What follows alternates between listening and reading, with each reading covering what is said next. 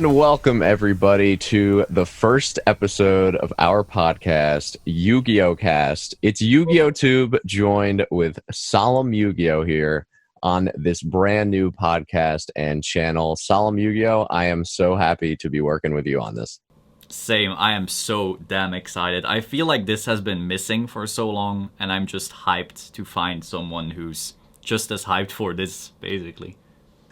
Yeah, and obviously you could see this is a nice green screen that isn't working too well. So yes, obviously this will have to improve on my end for the rest of the channel and how long we do this, and hopefully it's for a very long time. Solemn Yugioh, a much better background, a much more professional studio-like background. But before we get into the actual Yu-Gi-Oh discussion, which we actually have a lot of good stuff to talk about involving shill bidding, LOB Blue Eyes White Dragon, the crazy jumps in market prices these days. Let's start off with who we are and why we decided to do this. So, Solemn Yugioh, if you want to start, just who you are, why you started your channel, and why you want to do this podcast. Right, so I guess importantly, like I started with Yu-Gi-Oh! Around MRL and started at Pegasus, I want to say. They were not around the same, well, were they? I know just my first pack ever was MRL, and my first deck ever was started at Pegasus, but I don't actually remember which came first or anything, for me at least. And then I played and played and played and got into the competitive side. I want to say around Dark Arm Dragon format. So I played Dark Armed, I then played Teledad, I won one regional, and then once they brought in XYZ is when I basically quit. So I did see all the synchro stuff, XYZ I quit, then I came back around Lynx. So competitively speaking, I'm just casual as hell, but I got into like the collecting so forth a bit more. So I want to say around 2018 is when I bought my starter deck Kaiba. I don't know if you've what was the price back then? I think I paid 100, but maybe I paid slightly over because I'm in EU. So I don't know if it was 2017 or 18 or not 19, that's for sure. But for the longest time, so I was basically more so into Vanguard. So I played Cardfight Vanguard. I had a channel around Cardfight Vanguard. And I couldn't really buy too much stuff yet because I was essentially waiting for a massive tax bill. Like in 2017, I started my software company and that went really well. But at first, that was a person business, which in Belgium is taxed at 54%. And you get your taxes, yes, 2 or 3 years late. So it's only very early this year that I could start making like really big purchases because I finally knew how much I owed, which was exciting stuff on that part. And so, yeah, once I knew, oh, okay, these are my taxes, I pay these, then I just started splurging more than ever before. And got very, very excited. I had been following like alpha investments. I had my card store for Vanguard. So it's not like I was green behind the ears in any way, but like the really big stuff like my Stein and stuff, I sadly waited a bit too long on that. So that's basically where we're at right now. I then started the channel because I saw a lot of, I want to say, immaturity in the market still. Like you had channels that were really helping people. Like you have YuGiOhTube and Vintage Yu-Gi-Oh! Love all these channels, but there were still a lot of people who weren't listening yet, I want to feel. Like when you look at a Pokemon and MTG, there's like a bit less immaturity at this point, I feel, in that market.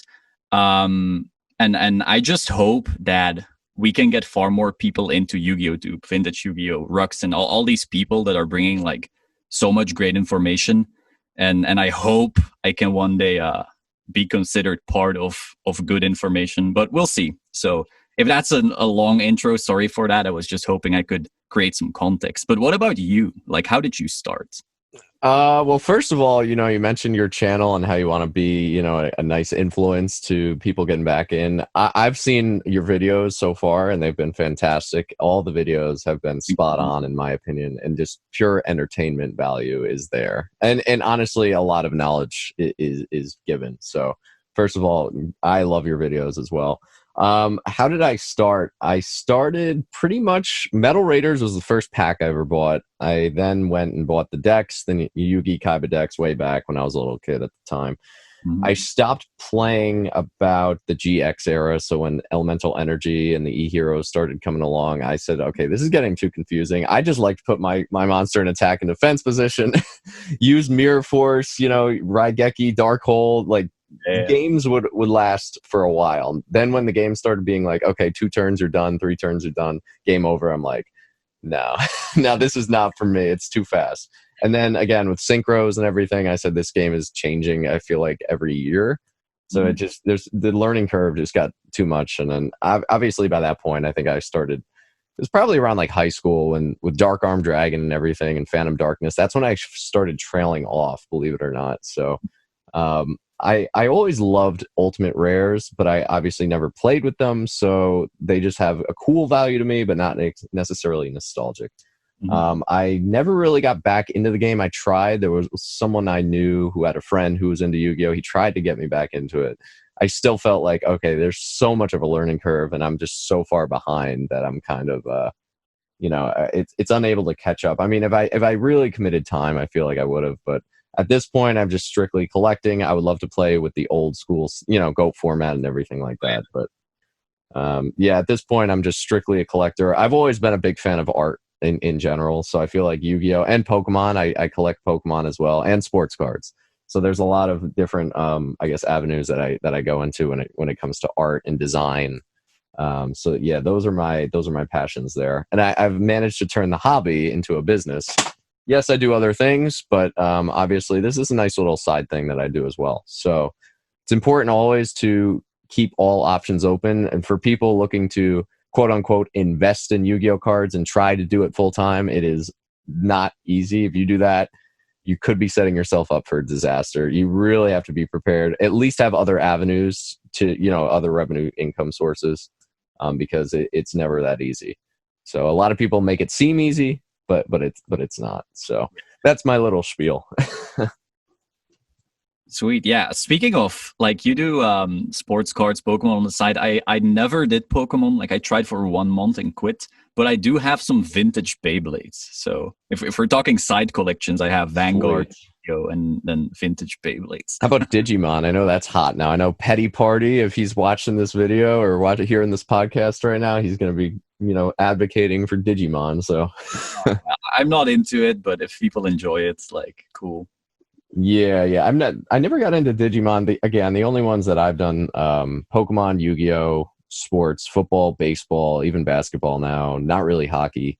I even do the weird entertainment stuff. Obviously Carrie Underwood is my girl. So I have graded Carrie Underwood cards. I've graded Abraham Lincoln, Barack Obama cards, like anything I could grade that's just cool and different, I will grade. I see. Whoa, that I know nothing about sports. Like, if this ever trails into sports, you will just see me completely shut down. I have no clue about anything.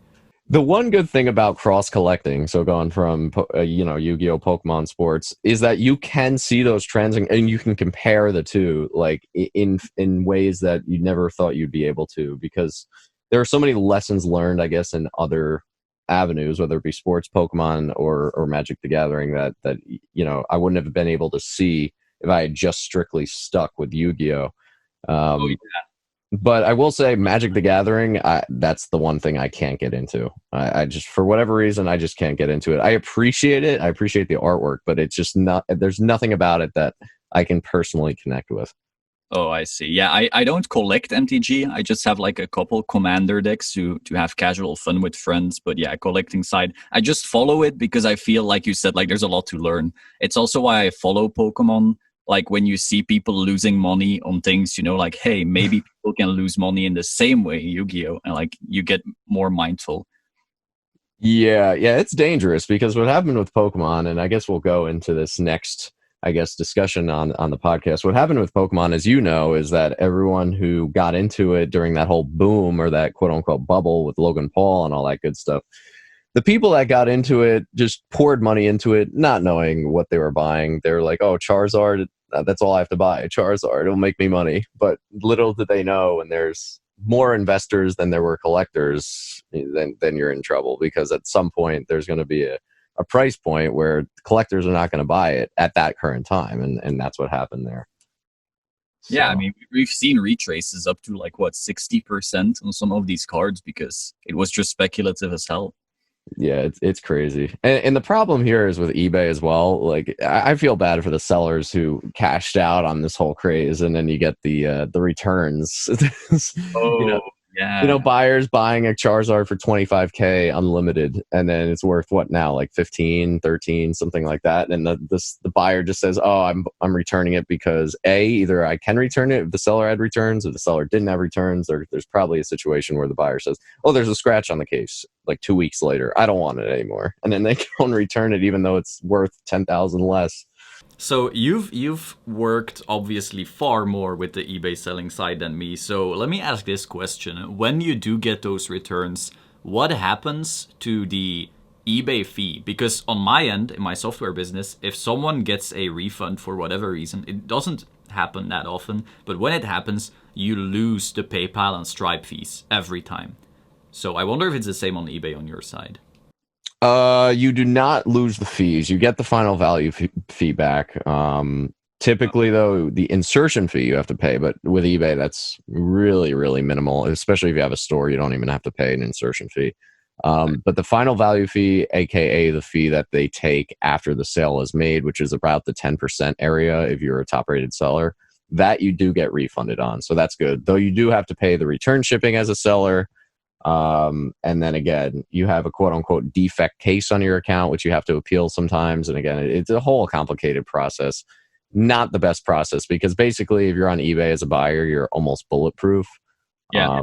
Even when there's no returns, you have every ability to return. Now, obviously, if a buyer were to have too many returns in a short period of time, then they do have risk that their account might get compromised because eBay does see that trend and say, okay, the buyers returned 50% of the items that they bought. That's a problem.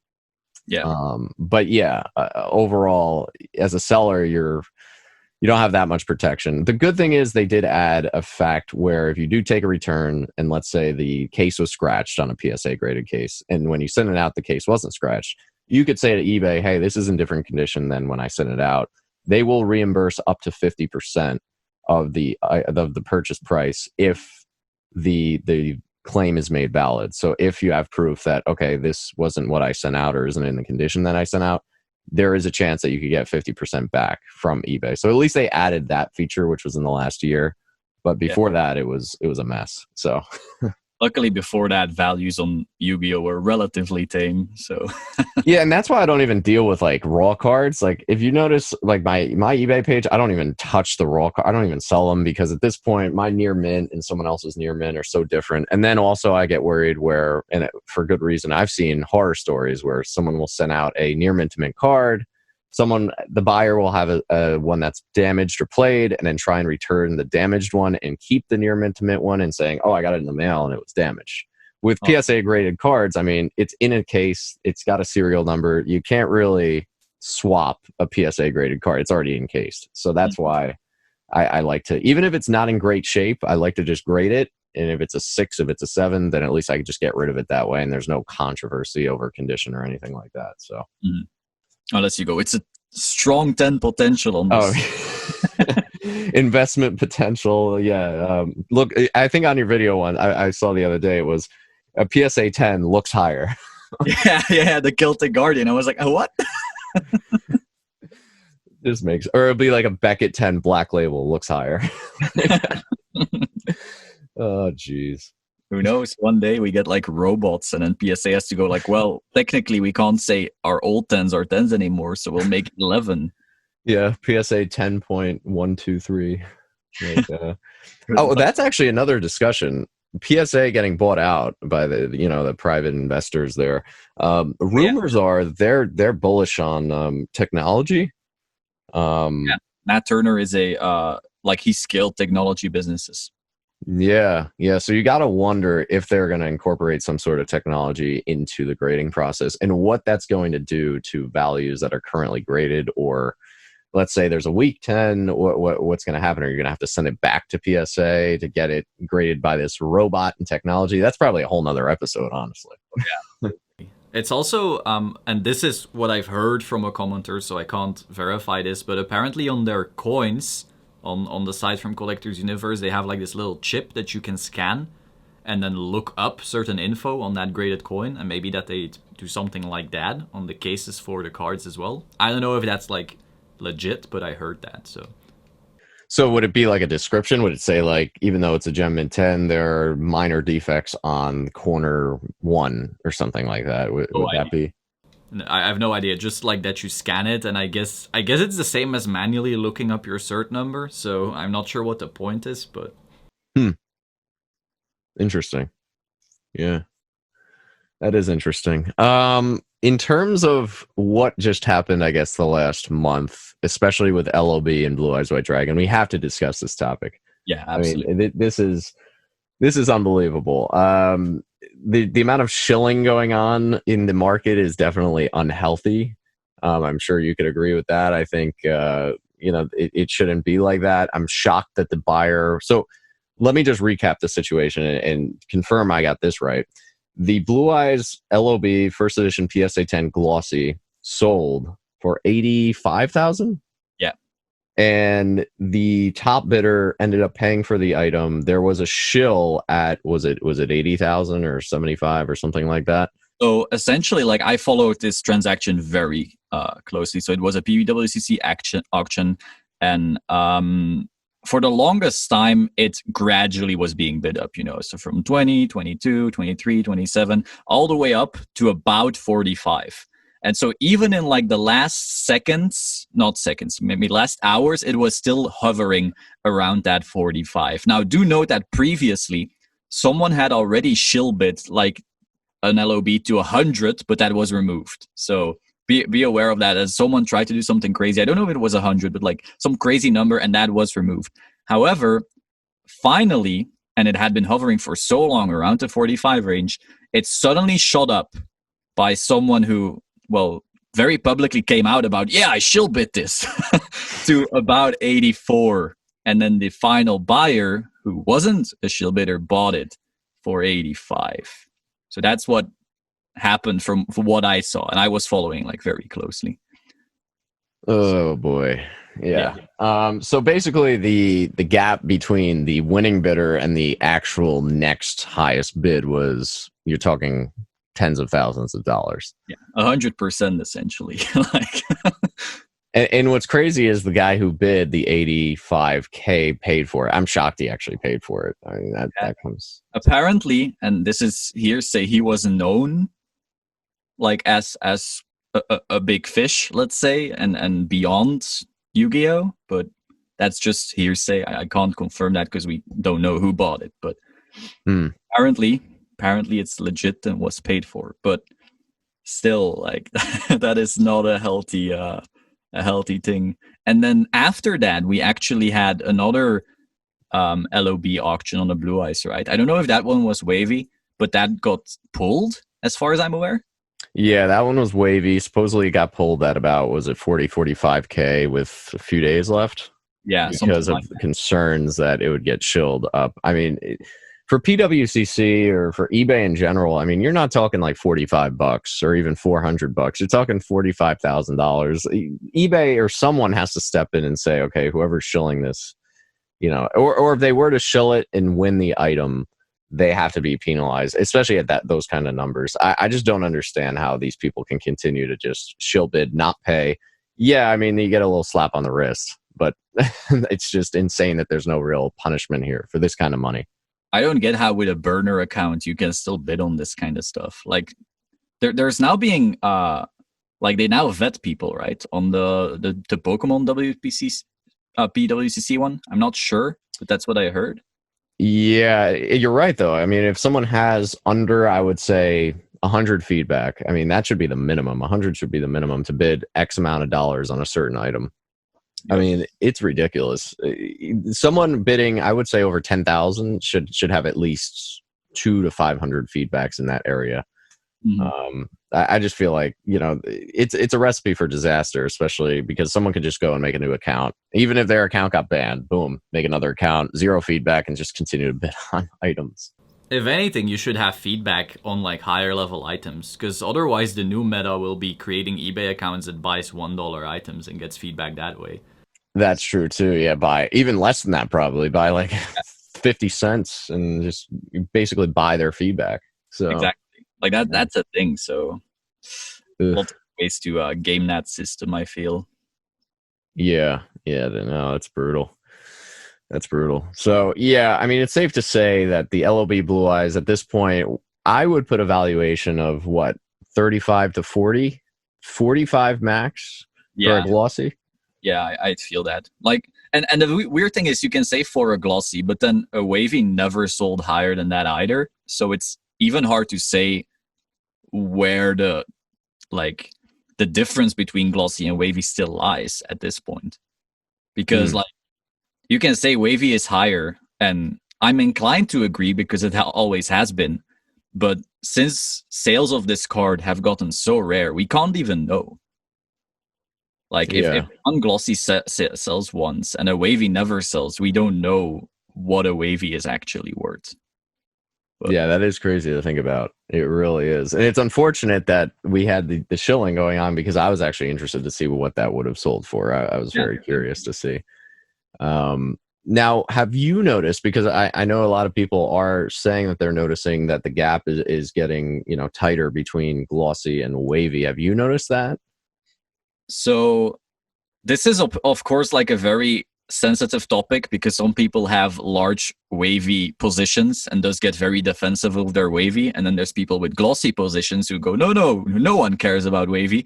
So there's like a lot of incentive. And so I personally don't have wavy cards, so be aware of that. I currently own 5 glossy LOB PSA cards.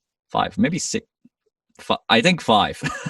And so if I'm gonna say like, oh yeah, the bridge is really closing like that, I'm technically incentivized to say and think that. So with that being said, I do believe that over time the gap will get less big, in the same way that the Pokemon high-end items, they no longer really care as much about didn't stamp, tick stamp, and look at this swirl.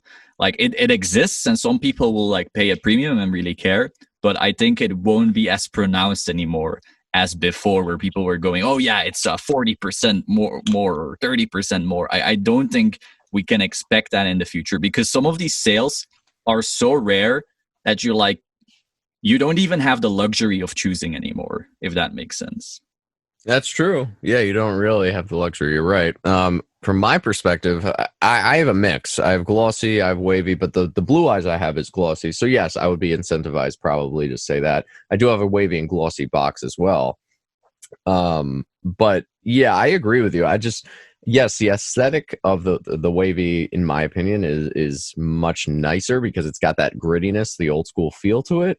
But again, you're coming to a point now where beggars can't be choosers. And, when you see a first ed, for example, PSA 10 go up, at that point, you're probably like, I don't really need it as a wavy. If it's a wavy, cool. But will I go and spend the extra money? I don't necessarily know. And that probably drives a lot of people nuts too, because they would probably want consistency. They would probably want all glossy or all wavy, especially if they're going to spend the extra money on a wavy. You would think they would want all wavy cards, which is almost an impossibility at this point, I feel like, financially. So, I don't know. And again, you mentioned swirl. I think that was actually a good thing I never even thought of. A lot of people with the swirl, they'll pay a little bit extra money if there's a nice, cool swirl on it, which makes it look aesthetically nicer. But that's about it. I mean, you're paying for the aesthetics at that point. Yeah, I just feel like, how often do you actually find an LOB first edition American print PSA 9 or 10 of an ultra rare, like a Dark Magician or a Red Eyes? Like, it just barely happens. So when it goes up, I'm not thinking, oh no, it's not wavy, guess I'm not buying. I'm like, no, this is my one chance the coming trimester to get this card. And so then you just go for it. And I don't think wavy adds as much of a premium anymore. But again, like, I could be technically incentivized to say that. So, I don't know. Oh, and it is actually 6 LOB cards, because I have one being graded right now. Well, we got to wonder, what are the 6? What do you got? You got Red Eyes, you got Exodia pieces? Red Eyes, Dark Magician, 3 Exodia pieces, and 1 Mystical Elf being graded right now. Yeah, I never went for LOB first, even though financially I probably should have, because as I said, I grew up from Magic Ruler, so my connection towards LOB cards isn't as high. So for that reason, I first went for my Blue Eyes SDK, for other cards, and of course like Cyberstein and Crush Card and all of that edgy stuff. I didn't grow up on LOB, so I didn't target it first. But again, hindsight is 2020. Maybe I should have. Yeah, it was funny. I actually remember going to the card shop when I was little and getting the Metal Raiders packs. They were like $4 a pack, first edition. And then the Blue Eyes packs, I remember it was like, wow, like some were asking like 10 or 15 a pack, even 20 for like a first edition pack back then.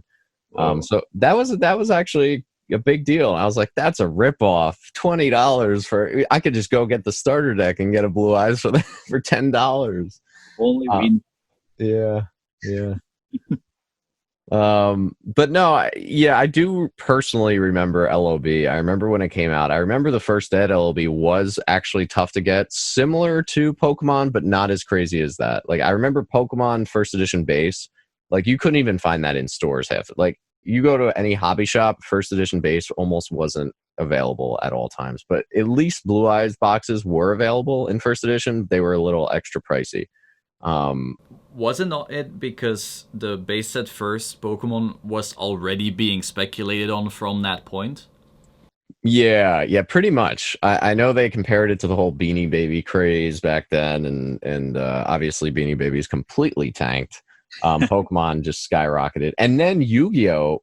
It was actually crazy. I remember reading an article, which I should bring that up one time and maybe link it in the description. But there was an article back from, I want to say it was like 2004, and I found it on the internet. It had to be about a year ago, and it says how Yu-Gi-Oh was outselling Pokemon from when Yu-Gi-Oh came out. They said, "Oh, is this going to be the new Pokemon, or is this overtaking Pokemon?" And the sales of Yu-Gi-Oh cards were higher than that of Pokemon for the first few years of Yu-Gi-Oh's, I guess, existence. Actually, that's true, and even more exciting. In 2009, Yu-Gi-Oh broke the world record of most card sales, and then in 2011 they broke that again. So they broke their own record. So even by 2011, they were still the best-selling card game in the world.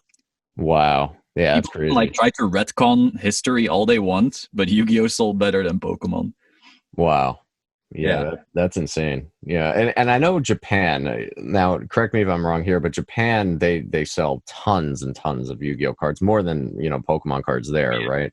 Yeah, so I made a video on this at one point. I don't know if you know Card Kingdom about Japan, so not the Card Kingdom that we know from America, but essentially Card Kingdom has this stream, and the CEO or the president, I'm not sure, essentially goes over the past quarters and which games sold the best. And so they show you like the gains and the losses, essentially, like which games got bigger and which ones got smaller. And essentially Yu-Gi-Oh grew like 34%, while all the other games went down hard in Japan during COVID. So like Vanguard down 30-40%, MTG I think was stable, Pokemon down a little, and Yu-Gi-Oh just shot up like crazy. So yeah, Japan is very much in a Yu-Gi-Oh hype. Now, of course, we don't know with the latest stuff if Pokemon maybe took over again, because those figures were I want to say until August. So what I don't like about the current Pokemon that's happening is, again, these same people that thought they could make the quick buck with the vintage stuff and are now buying out the Hidden Fates, the Champions Path stuff. All the current Pokemon stuff is being basically just bought out at this point. But little do people know with Pokemon that they're just going to print this into oblivion, and it's going to cause the quantity and the numbers just to skyrocket. Absolutely. Evolutions, was a tremendous set, but obviously it's done very well after the fact. But yeah, you could mass print Champions Path. I don't think the demand for Champions Path down the line is going to be what that Evolutions. I mean, let's be honest, that was an iconic current set. So, and even then, Evolutions had like the perfect storm, right? Because for the longest time, no one wanted that. 2016 to 2018, it had zero growth. And then now with the whole boom and with base, it suddenly went up like beyond rationality. Yeah, and it's insane to me because by them, I guess, scalping on or speculating on this product, Pokemon just going to say, okay, we're just going to produce a million more, and eventually you're going to get to a point where the market is just so flooded with this stuff that long term, I can't ever see Pokemon like doing well. I mean, on certain products, Yu-Gi-Oh, on the other hand, I think has done a great job in terms of limiting the actual first edition run. For example, in Tomb Chaos, that was one of the shortest printed first ed runs that I've seen in current stuff. I don't know about you. Yeah, I mean, I've never been a modern Yu-Gi-Oh vendor. I've only been a modern Vanguard vendor, so maybe my perspective there is whack. But from what I saw, Toon Chaos was indeed like insanely hard to get because I still have a distributor contract, so I can like pre-order whatever the hell I want, and I couldn't get Toon Chaos at all. So that should say something. But yeah. Yeah, and that's finally some good thing. And Konami also is catering to the collectors and the current stuff. Obviously, they're making variations of older cards. They are making new cards based on, older characters like Blue Eyes, Dark Magician. They're making decks available. Again, I'm not a player currently, so I can't speak to that. I'm sure you could speak to that better, but I know they're trying to reconnect old characters or old iconic characters in the game to the meta. They're trying to connect them all together. And obviously, as we're seeing now with the Ghost Rare Ra, with the Ghost Rares coming out in that new set in March, which I think it actually got delayed now, Ghost of the Past. Yeah. They're trying to, cater back to the collectors and also the secret parallel rares, the prismatics. I mean, those are 1 and 2 cases, which is fantastic if you're someone who likes the chase. I mean, and the player has the option to simply just get the secret rare version and not the prismatic version if they want. And even like they even call it collector rare, right? Like you have your prismatic starlight rare or something like that, and then they call it collector rare, which really shows where they are pushing that essentially. But as for making it meta relevant, like I'm not a big competitive player right now, so I definitely, if anyone says I'm wrong, I'll believe them probably. But from what I'm seeing, I don't think like Dark Magician and Blue Eyes and all of that is really doing too hot. However, you did have like the Red Eyes Dark Dragoon, which makes you play literally the old school Dark Magician and Red Eyes in your deck. So I guess they're kind of trying to do that. But it'd be interesting to see how much further they're willing to take that. Yeah, I'm waiting for the original Blue Eyes White Dragon art in Ghost Rare to come out in the US. It came out in Japan in the Rarity collection, and then again in... what was it? What was the 20th anniversary pack? Mm-hmm. The Ghost Rare original artwork, Blue Eyes, the one that's in SDK and DDS. Those cards, and I have the Rarity collection in a 10, and that card is one of my favorite cards. It just looks beautiful. Unfortunately, with TCG and in the English versions, I'm sure it will come out scratched to all hell because the print quality is just terrific. But I mean, if they come out with that card in whatever set that is, I think people will go bananas for that set without question. I am not a big modern collecting guy, but if that comes in Ghost, I will simp for it. 100%. Yeah. So just for anyone listening, we thought of names for this podcast called YuGiOhCast. But then we thought of Yu-Gi-Oh Simpcast, or Simpcast it was. I don't 100% know what we were thinking here, but we weren't sure that the word simp would actually carry over and long, last the test of time. So yes. I don't know. What do you guys, actually, if anyone has any other recommendations in terms of just our names, what you guys would recommend? At this point, we're going to stick with Yu-Gi-Oh Cast for the sake of consistency. But yeah, we've been trying. This has been something we've been thinking of for a while, and we just couldn't get a decent. We want to make it Yu-Gi-Oh themed, and I hope everyone is enjoying this podcast so far. If you have any also comments in regards to what you'd like us to discuss, feel free to comment there down below. And again, check out Solemn Yu-Gi-Oh's channel on YouTube. My channel is YuGiOhTube. We'll put that in the description below as well. So, so far we're going to also talk about how we're going to have more people on the show for interviews. Hopefully we can get, there's plenty of YouTubers.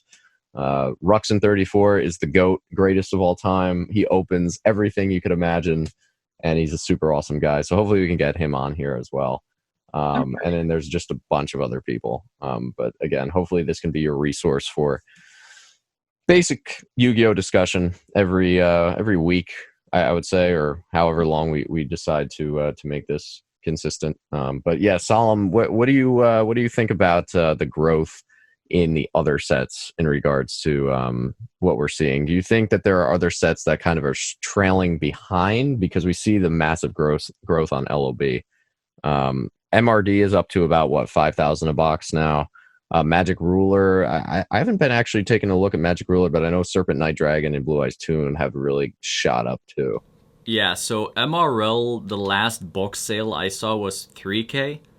So I'm guessing that's where the price is at right now. I was really considering buying it, but I just feel so iffy on sealed. Like, I know it's a good investment financially, but just the stress of shipping a box when you're like eventually selling, and then they say like, oh, it was resealed, or do anything. It's like, ugh, it's much harder, I feel, than a PSA graded card in that sense.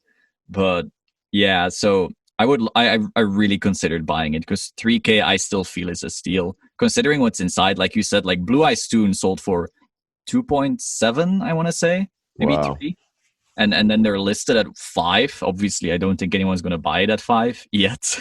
But and then Serpent Knight, it went down, I feel. Like, it sold at some crazy price, like 1.8, and then after that it sold for 900 or Wow. 1,000 or something. So I feel that like it's maybe retracing back down a little bit. I'm not sure. Again, it's like only one sale, so it's really hard to say.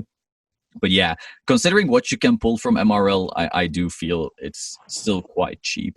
But I don't know. It's always hard to say, right? Because like, if you look at LOB and you say, oh, this is kind of like base set in Pokemon, I can see the analogy, but even there, like Fossil and Jungle and all this still doesn't touch base in like terms of value of the box. So it's kind of like trailing correctly if you look at it that way. But then on the flip side, if you buy a base set Pokemon box, 1 in 3 packs is gonna have a banger.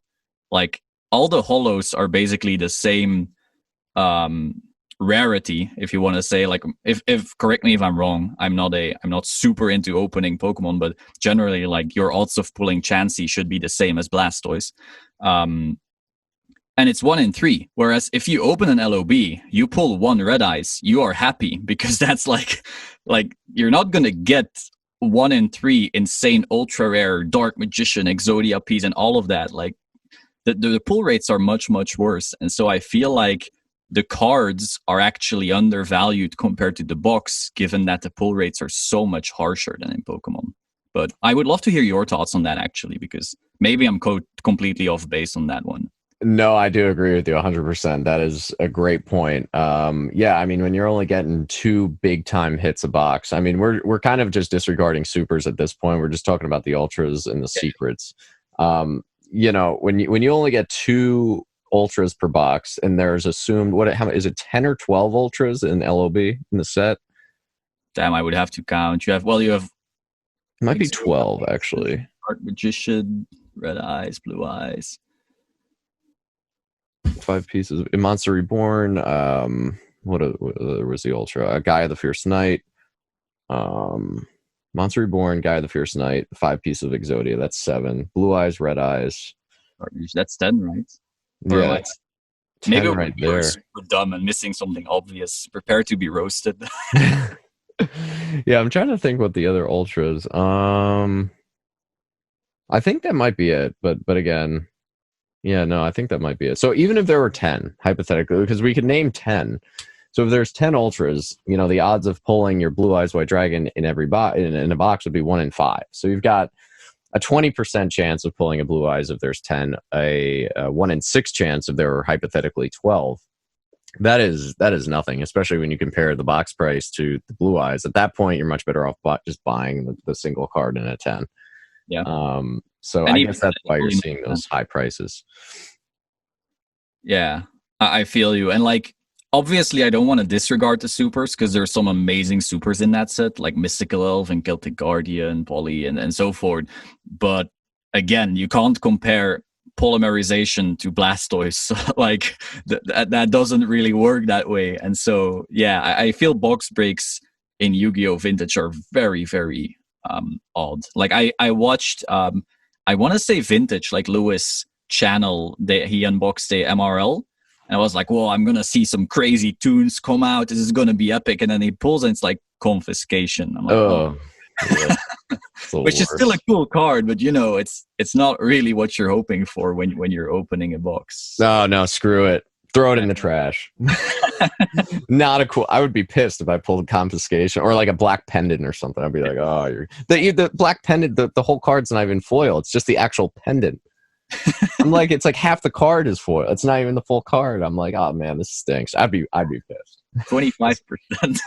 Yeah, they skimped, man. They were cutting costs, just putting it on the pendant itself. But no, okay. So looking at it now, there's 10 ultras in LOB, 10 supers, and then the 2 secrets. So let's see. So yeah, so you would almost get half the super rares in the set with a box. You'd get 4 out of the 10. You'd get 2 out of the 10 ultras. Essentially, the supers you want, obviously, are the Flame Swordsman. You want Raigeki. You want Polymerization, and even some of those monsters were cool as well. The ultras, if you get 2 Exodia pieces, you're kind of screwed. If you get Gaia the Fierce Knight, you're really screwed. Yep. I mean, Gaia went up quite a bit, but of course, it's not a red ice. It's not a blue ice. Like, feels bad. Yeah. So yeah, you are right though, because if you buy a box of base set, I mean, the odds of you pulling a Charizard are quite high, possibly even 2, which goes to show how crazy that is. If you buy a Blue Eyes box, the odds of you pulling a Red Eyes, Blue Eyes, or Exodia head are very slim. I mean, very, very slim. So you're really playing with fire. And when you're talking a box that's $25,000 a box now, it just makes more sense to buy the single. And the single is, as you said, pretty undervalued considering how rare it actually is. And I'm sure the supply of Charizards out there compared to the supply of Blue Eyes and Red Eyes is quite low, or quite lower with the Yu-Gi-Oh. I'm actually going to look at the pop report right now in terms of almost double. Yeah, simply how many have been graded of each. So I'm going to compare the Charizard to the Red Eyes and Blue Eyes in terms of how many got submitted.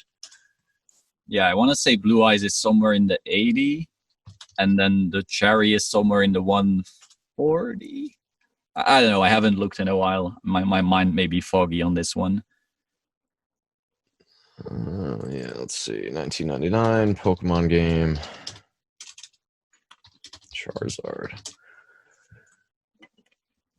Okay, and then let's look at Blue Eyes. Legend of Blue Eyes. 2002. Okay. So in Pokemon, there's been a total of 204,000 cards graded in general. In Blue Eyes White Dragon, there's a total of 12,000 cards graded. Now, it is also important to note the cards themselves, the commons in Legend of Blue Eyes, people really don't care about. I mean, that could change as time goes on. I mean, and as I saw, people do actually buy the commons, which is quite surprising because there's not a lot of significance with those commons compared to the Pokemon. I know some, like, if you have Hitotsumi Giant in first edition mint, hit me up.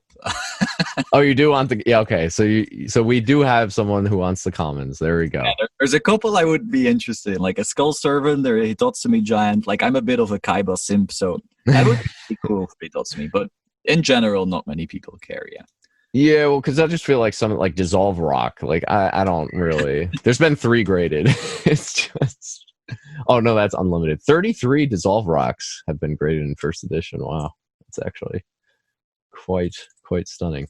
Okay, so Blue Eyes, first edition. That's actually insane looking at these numbers now. I'm actually surprised I haven't checked exactly what this is, but 362 total have been graded. Oh, yeah, I was thinking of the tens. I think it's like 80 for the Blue Eyes and tens? 86. Yeah. Yeah, wow, that's crazy. But 362 is nothing in terms of the amount graded. That is such a low number. Looking at the Charizard first edition, there's 2,700 graded. Now, it's also important to note that a lot of these probably were cracked. So let's say someone gets an 8 or a 7 and they're like, oh man, I wanted a 9. They probably went and cracked it. So that destroyed the pop report. They're not going to send back the old label. So yeah, it will show that there are more. But the same could be said, I guess, with Blue Eyes as well. Yeah, but So, one thing to note though is that Pokemon already had its like big grading craze in 2016. So I do feel like they did have a larger amount sent in purely from that demand already. But regardless, like good luck finding a minty LOB card right now. Like it just doesn't exist. yeah. And again, I mean, you're talking 2,700 Charizards compared to 300. And Yeah. let me see. Yeah, that is crazy. Yeah, you're talking almost a 10%, the amount. That is wild. Again, it probably stems from the low pull rates. There's got to be assumed a lot less out there. So that is quite an interesting fact. Now, something I know you weren't a fan of the sport card industry, but something to note here with the sports card industry. Zion Williamson, this is a guy in basketball who's supposed to be the next, aka like LeBron James. He's been the biggest prospect out there, for example, like the biggest guy that's supposed to be the next big thing. I've heard Gary Vee talk about him, so maybe. Yeah, Zion Williamson, for example, his main rookie card, which is mass produced, his main rookie card, there's been over 20,000 graded at this point. 20,000.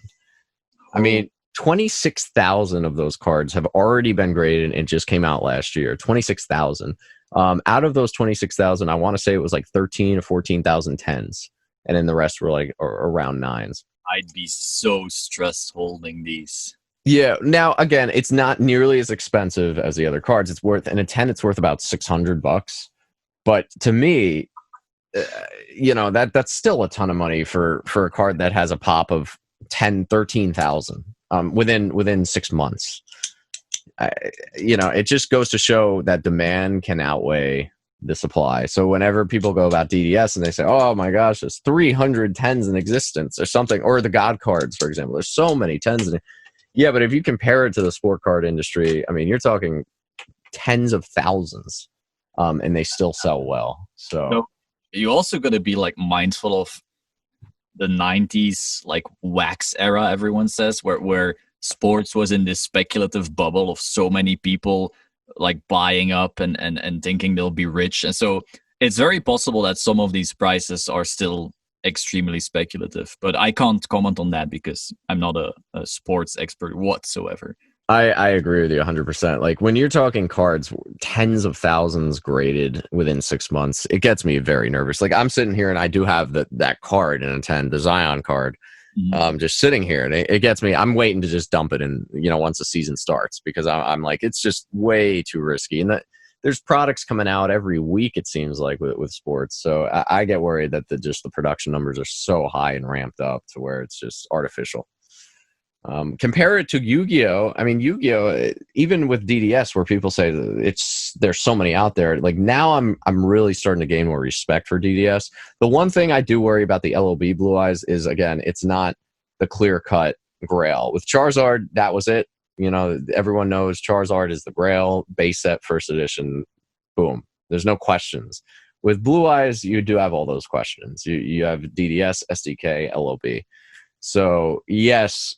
Pack pulling it also, I think the chase of also pulling it is also a nice draw for people, and they'll always gravitate toward LOB because of that chase.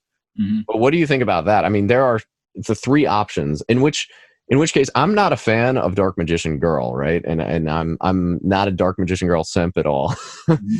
But I will say, when it comes to that Dark Magician Girl, there's nothing else that can rival.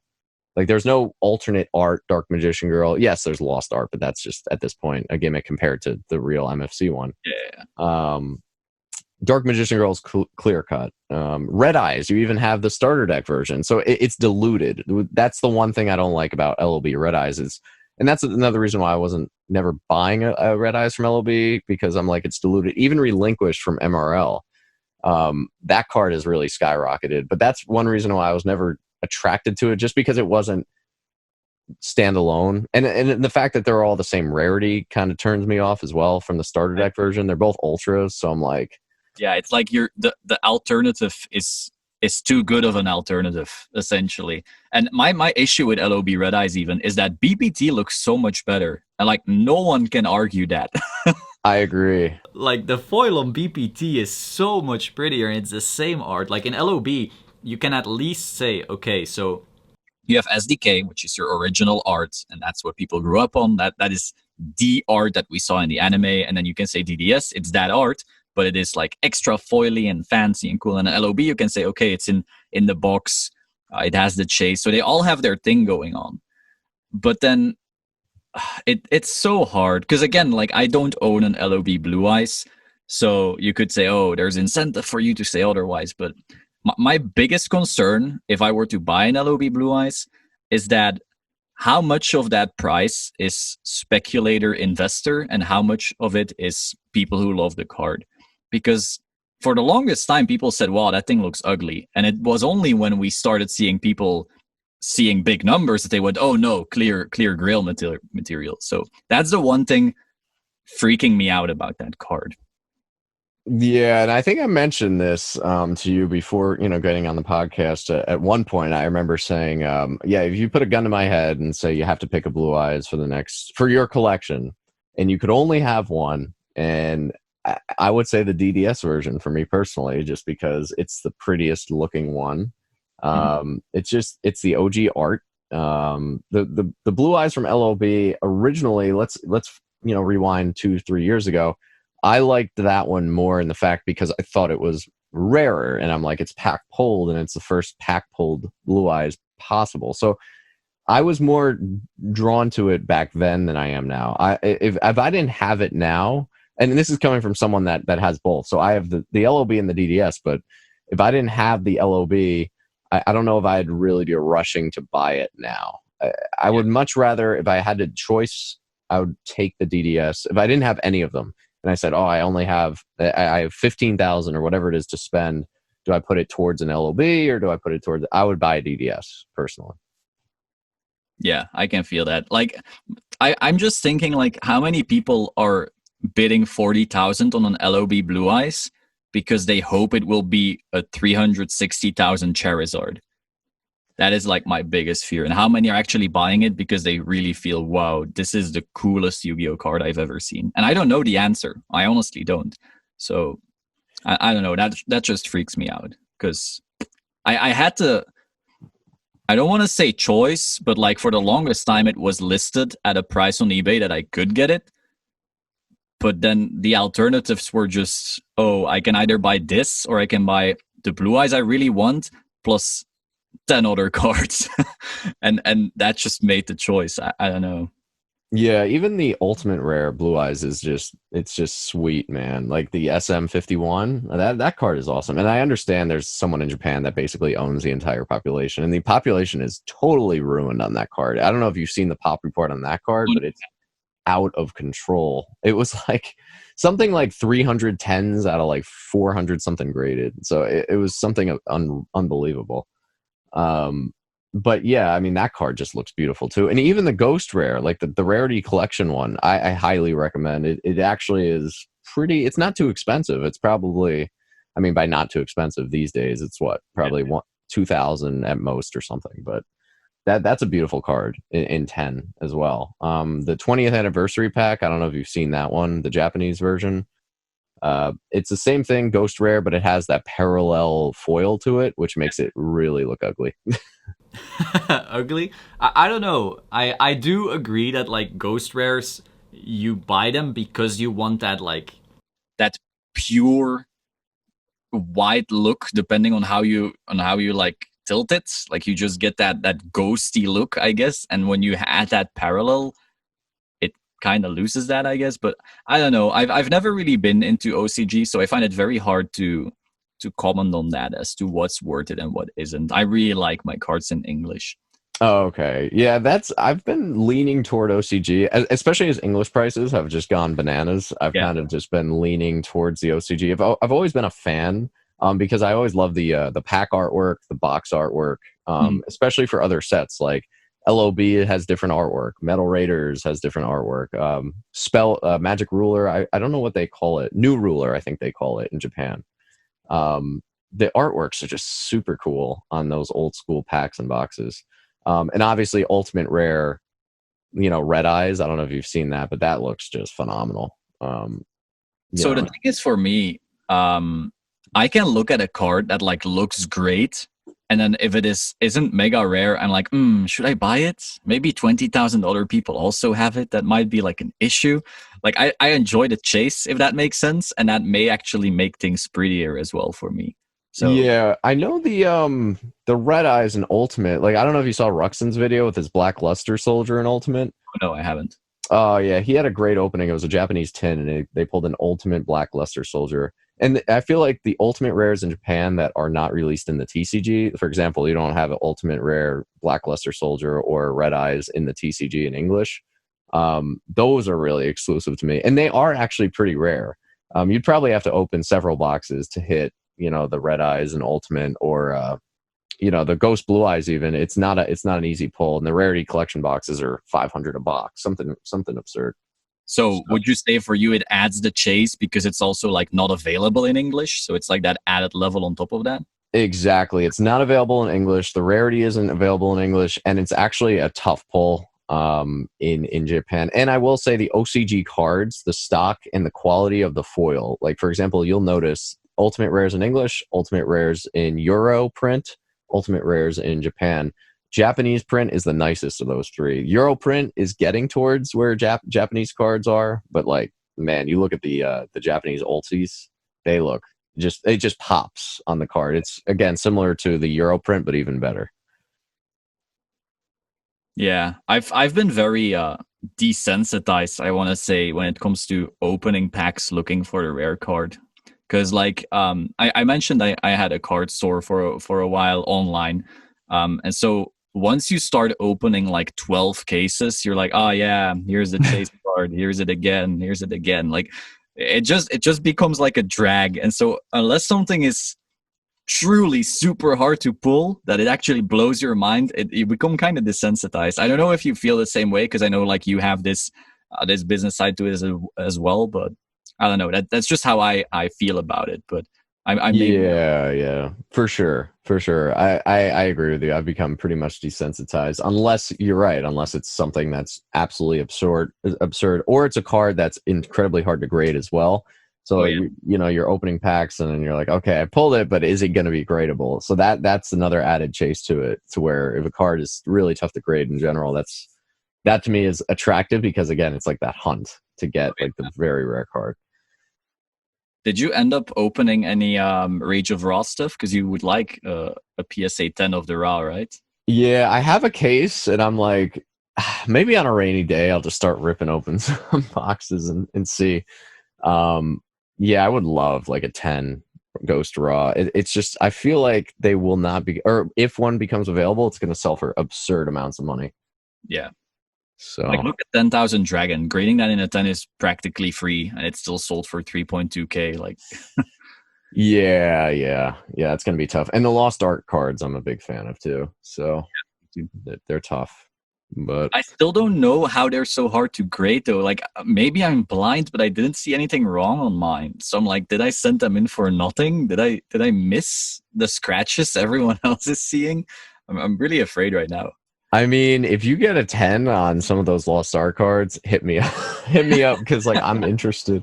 Because like I feel like it's so hard, whether it be how they put them in their cellophane, or their what is it, the plastic, kind of like their own little packs. Yeah. Typically they'll have surface issues because of that. If not, when they were made, there are scratches all over the foil that I've seen. That's what people are saying. And my Dark Magician girls, again, I could have completely looked wrong, because I don't tend to like check that well on cards I didn't like buy raw, because I just opened the packs and sleeved them. But I don't remember seeing the kind of foil scratches that I see on a raw or anything like that. So freaking me out. I hope maybe I'm the lucky guy who has like 5 10s. Totally bomb the market. Just like that. Yeah. I doubt it, but oh well. So we're coming up on the last, like 20, 30 seconds of this episode. Any last words, Solemn Yu-Gi-Oh? It's been a pleasure. I've really enjoyed just talking Yu-Gi-Oh. Likewise. It's been a blast. I don't really have any last things. Like, be sure to subscribe to YuGiOhTube. Be sure to subscribe to Solemn Yu-Gi-Oh. I don't know. I just hope everyone's enjoying this and keeps tracking the podcasts. I guess we are calling it YuGiohCast for now, but... Yeah, it's fun, but we could always use a more fun name. I mean, if anyone does have any recommendations, feel free to comment below. But at this point, we'll go YuGiohCast. Simple, but gets the job done. I'm still a fan of Toons and Goons, so if anyone wants to vote on that, go ahead. Oh, geez. Well, thank you, everybody, for listening or watching if you're on YouTube. Again, I'm YuGiOhTube, and that's Solemn Yu-Gi-Oh. Go check them out. Great channel. So until next time, signing out.